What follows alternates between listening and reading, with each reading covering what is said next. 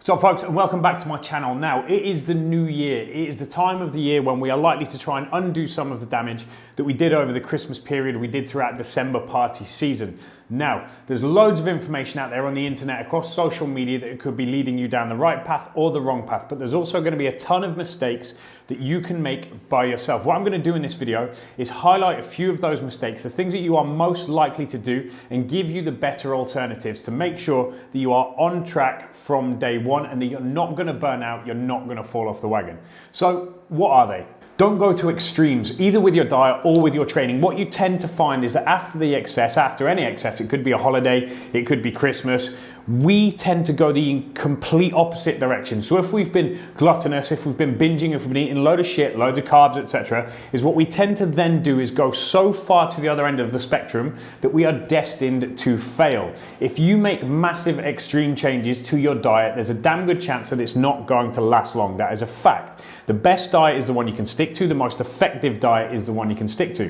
What does that mean? Well, rather than ripping out all of your carbohydrates and going into a crash diet style calorie deficit, just make small changes. Start off by cleaning your food back up. Eat plenty of vegetables, plenty of lean proteins, and the right fats at the right times. Really, really simple. If you do that, that's going to help to bring inflammation down. It's going to keep cravings at bay, and it's going to start to get you dropping fat. Just because you've ripped out a ton of carbs or just because you've created a massive calorie deficit doesn't necessarily mean you're going to lose fat faster, and it certainly doesn't mean that you're going to be more likely to stay on that diet. So don't go to extremes with your diet. Little changes, manageable changes, something that you're going to be able to stick to, not just for the first 2 weeks of January, but right up through until the summer. And you will find that instead of going backwards, forwards constantly and never quite hitting your goal, that by the time summer comes, if you've done everything right in January, you'll be as lean as you could possibly want to be and you'll have the body that you've been aiming for.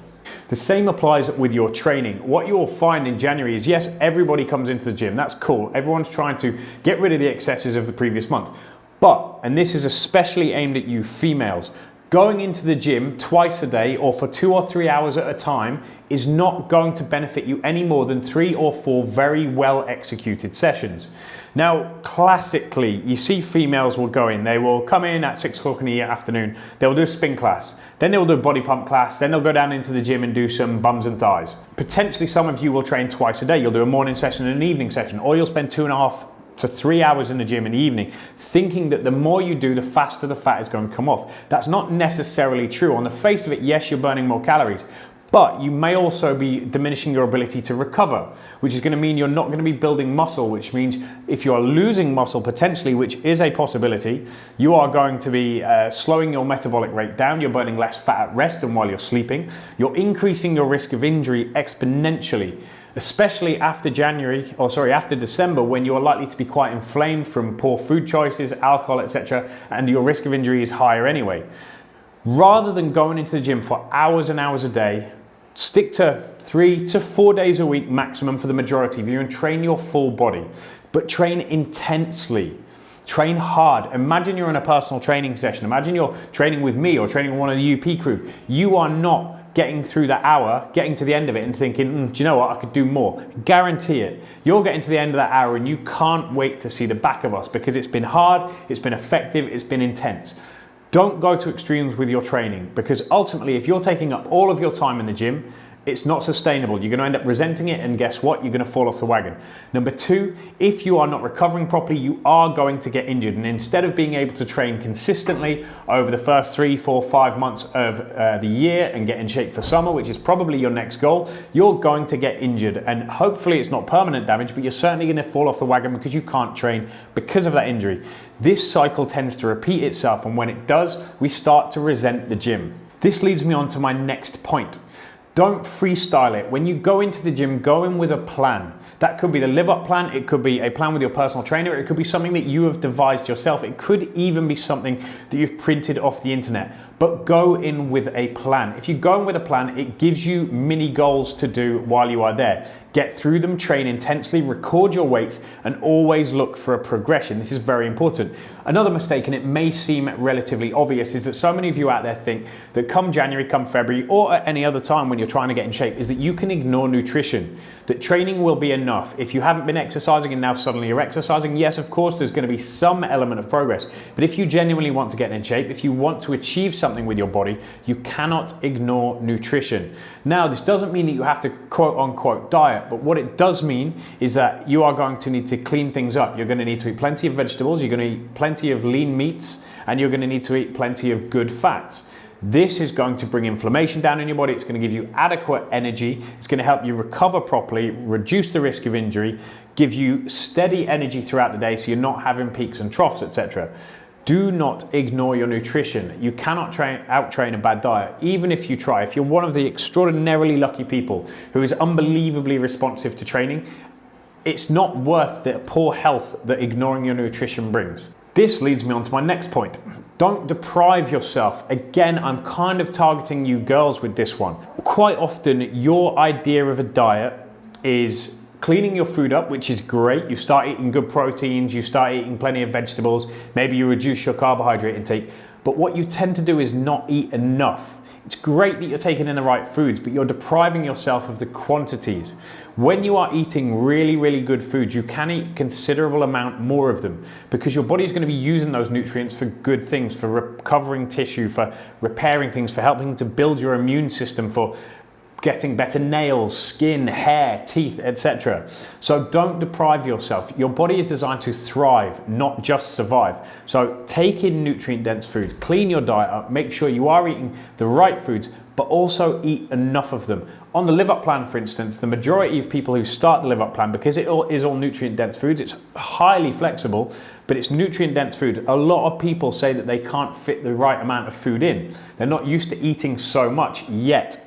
They all drop fat, they all improve their health tenfold, they improve their skin, hair, nails, teeth, eyesight quite often. They are generally improving everything about their physiology by eating tons and tons of highly nutritious food. So don't starve yourself, it's not smart. Cleaning up your diet is not enough. You have to also allow the nutrients and the right amount of calories to repair tissues as well as drop fat, and there's a balance between the two. Next, if possible, try not to do it alone. A big mistake that a lot of you make when you're starting in a new gym or you're starting something different is that you try to do it alone. Get your friends involved. If you can't get your friends involved or family members, then find a trainer or a gym instructor or a personal trainer, or reach out to somebody who you know knows what they're doing. Don't be afraid to ask for help. This is a huge mistake that so many of you make. You're nervous, you're shy, you're potentially scared. We understand that. You don't want to feel stupid, but nobody ever is going to think you are stupid if you are willing to ask a question in order to better yourself. Okay, so don't do things alone. Don't think that you have to struggle. Don't think that you have to be nervous and shy.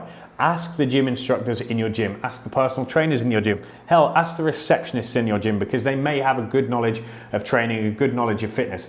If, however, you feel that you are not in a gym where you can do that, change gyms. It's very, very important. Part of the effort of getting up and getting out and getting to the gym and getting your results is the fact that you want to get off the sofa and go. That is down to the people in your gym and the facility itself. So make sure you've picked the right gym this year. Don't be afraid to ask for help. Now, don't sweat the small things. Get the big things right, the things that are going to make the biggest difference.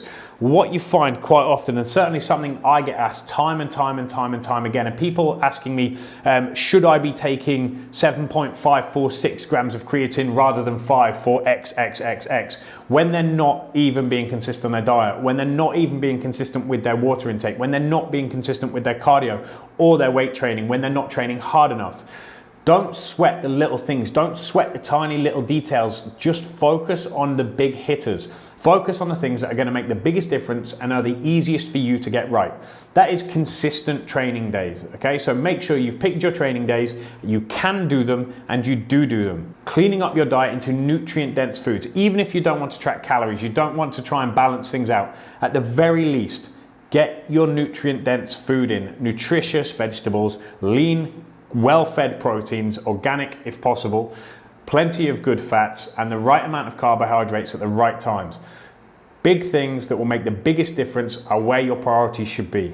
Next up, don't rush. Be patient with yourself. This is going to take time. If you want to get in shape, it's going to take time. It doesn't happen overnight. We don't get fat overnight. We probably get a lot fatter in December than we do at any other point of the year, but we don't get fat overnight. You cannot then suddenly get lean overnight. Even with the best genetics in the world, it is going to take time. Accept that. One of the worst things for falling off the wagon and for losing motivation is when you have one of those bad days, and we all have them. We wake up, we look in the mirror and we think, holy shit, I feel fat today. And then we fuck everything up. We get off our diet, we bin it all off because we're expecting results far quicker than they are possible.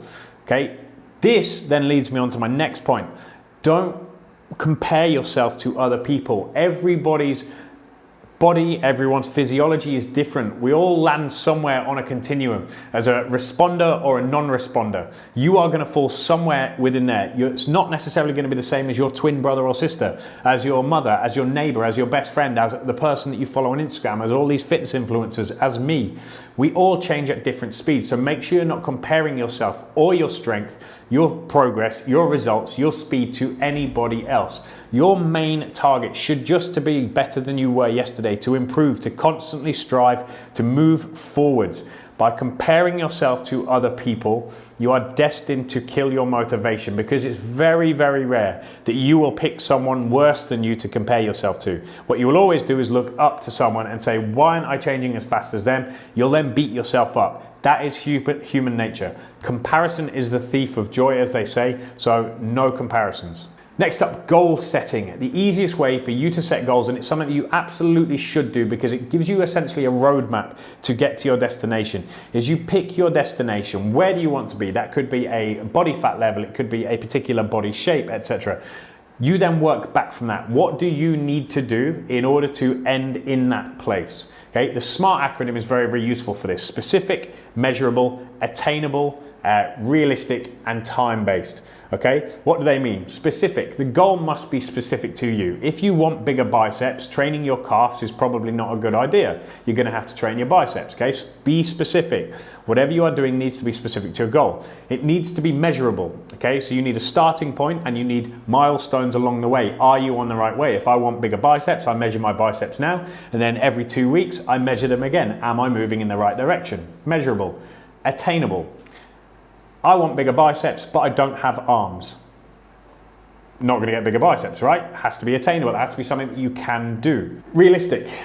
This means that I want bigger biceps. I have arms, which is great. Can I put 9 inches on my biceps in 3 weeks? No, I cannot. I can grow my biceps. It's attainable, but growing 9 inches on my biceps in 3 weeks is not realistic. Okay, so make sure your goals are realistic. And then time. You need to make sure you are time specific with your goal setting. So when you have your end goal, when does it want to be? You know, do you have a summer holiday? Do you have a wedding? Do you have something coming up this year that you can say, this is where I want to be by then? If it's 12 weeks time, then each week set yourself a goal. Let's say you have 6% body fat to lose in 12 weeks.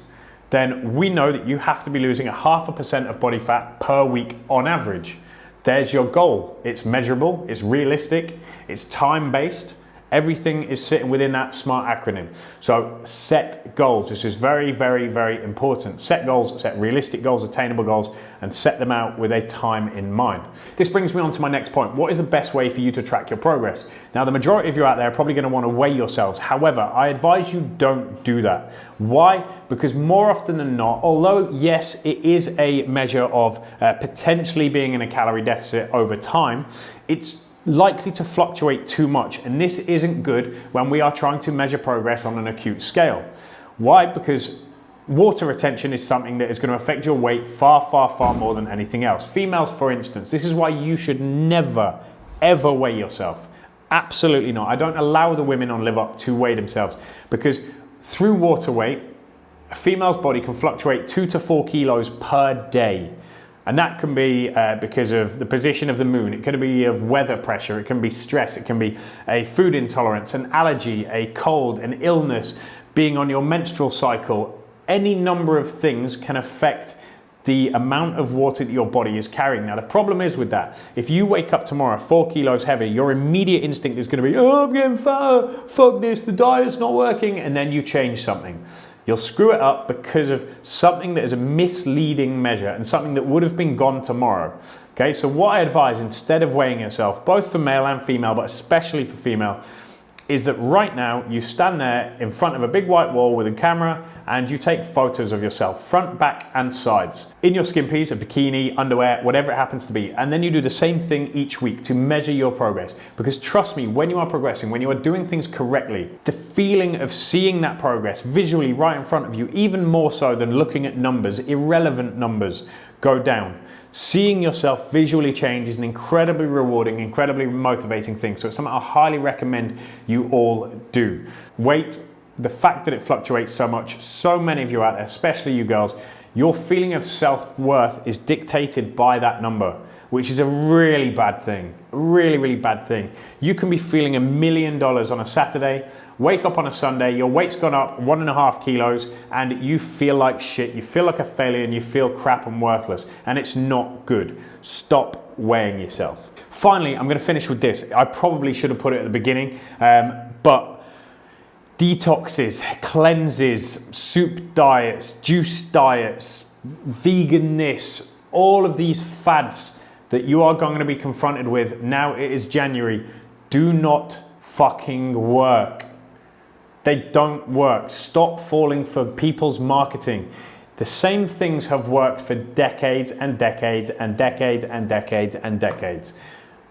Clean eating, balanced eating, including carbohydrates, including fats, including plenty of vegetables, including lean proteins, okay? Detoxing, juices, soup diets, fucking potato diets, vodka diets, water diets, fasting.